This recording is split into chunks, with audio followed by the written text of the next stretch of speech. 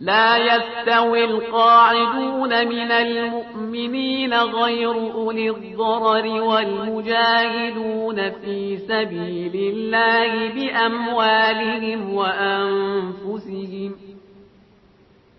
فضل الله المجاهدين بأموالهم وأنفسهم على القاعدين درجة، وكلا وعد الله الحسنى.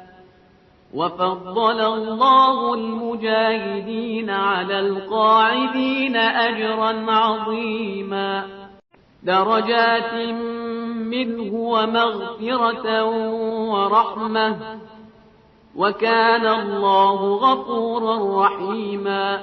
إن الذين توفاهم الملائكة ظالمي أنفسهم قالوا فيم كنتم؟ قالوا كنا مستضعفين في الأرض.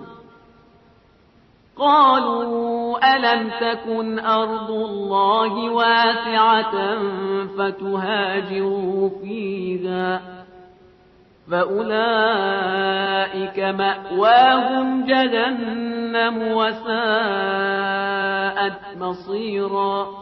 إلا المستضعفين من الرجال والنساء والولدان لا يستطيعون حيلة ولا يهتدون سبيلا، فأولئك عسى الله أن يعفو عنهم، وكان الله عفوا غفورا. ومن يهاجر في سبيل الله يجد في الأرض مراغما كثيرا وسعة،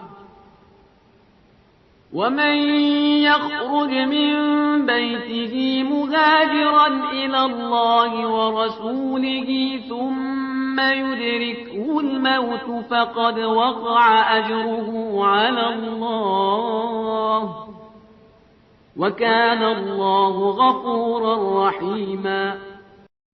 وإذا ضربتم في الأرض فليس عليكم جناح أن تقصروا من الصلاة إن خفتم أن يفتنكم الذين كفروا، إن الكافرين كانوا لكم عدوا مبينا.